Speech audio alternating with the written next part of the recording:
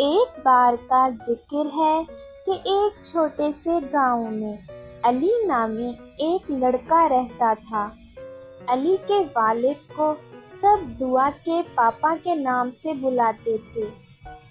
علی کے والد جو علی کو ہمیشہ دعاؤں کی اہمیت کے بارے میں بتاتے تھے۔ ایک دن علی نے اپنے والد سے پوچھا کہ بابا دعا کیا ہے؟ دعا کے پاپا مسکرائے اور علی کو کہا، بیٹا دعا اللہ تعالیٰ سے بات کرنے کا ایک بہت خوبصورت طریقہ ہے۔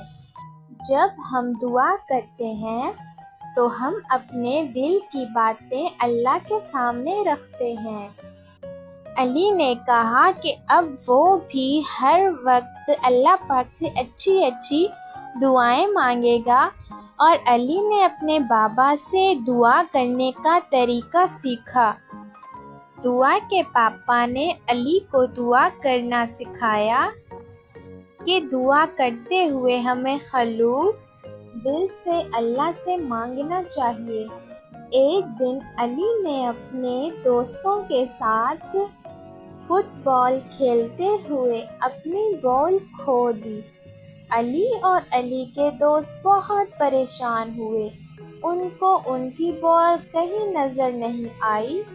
پھر علی کو اپنے والد کی بات یاد آئی کہ دعا کرنے سے اللہ پاک ہماری مدد کرتے ہیں۔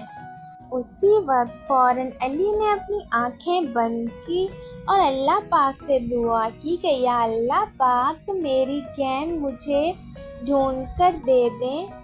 کچھ ہی دیر بعد علی اور اس کے دوستوں نے گیند تلاش کر لی۔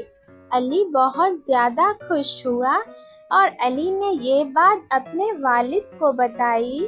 دعا کے باپا نے علی سے کہا، دیکھو بیٹا اللہ پاک ہم سب کی دعائیں سنتا ہے اور قبول بھی کرتا ہے، پھر چاہے وہ جلدی قبول ہو یا دیر سے قبول ہو۔ تو پیارے بچوں، اس کہانی سے ہمیں یہ سبق ملتا ہے کہ ہمیں اللہ پر یقین رکھنا چاہیے۔ اللہ پاک دے گا اور وہی دے سکتا ہے۔